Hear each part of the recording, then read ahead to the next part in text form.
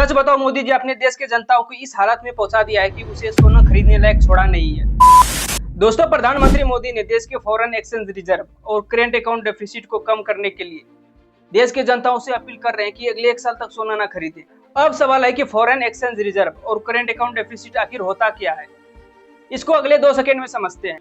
पहला है foreign exchange reserve. Bharat अपनी ज्यादातर गोल्ड विदेशों से इंपोर्ट कराता है और गोल्ड खरीदने के लिए डॉलर में पेमेंट करना पड़ता है। जब ज्यादातर डॉलर देश से बाहर जाता है तो फॉरेन एक्सचेंज रिजर्व कम होने लगता है। दूसरा है करंट अकाउंट डेफिसिट। ये तब होता है जब कोई देश और विदेशों से सामान और सर्विस ज्यादा खरीदता है लेकिन एक्सपोर्ट कम करता है।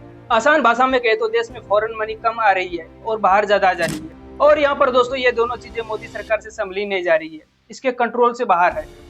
और ये होना ही था क्योंकि इन्होंने इसके ऊपर काम ही नहीं किया है। धर्म की राजनीति कर सत्ता में बने हुए हैं। टैक्स पेयर के पैसा पानी की तरह बहा रहे हैं। जनताओं के पैसे को अपने फायदे के लिए यूज कर रहे हैं। चुनाव प्रचार रैली में खत्म कर रहे हैं। और ये लक्षण 2014 के बाद से दिखना स्टार्ट हो गया था। 2014 के बाद डॉलर लगातार स्ट्रॉन्ग होता गया और रुपीस कमजोर होता गया। आज $1 करीब 95 रुपये तक पहुंच चुका है।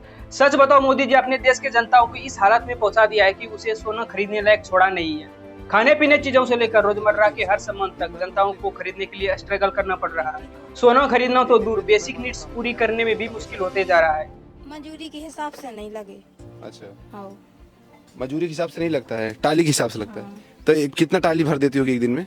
एक दिन में जैसे गिट्टी टोला तो 2 दिन लग जाता है। 2 दिन में एक टाली, तो कितना पैसा देता है एक टाली के बाद? 300 रुपया। 2 दिन में मान लो 300 रुपये मिलता है, तो डेली का मैं समझ लेता हूँ 150 रुपये। तो 150 रुपये में आपका घर चल जाता है।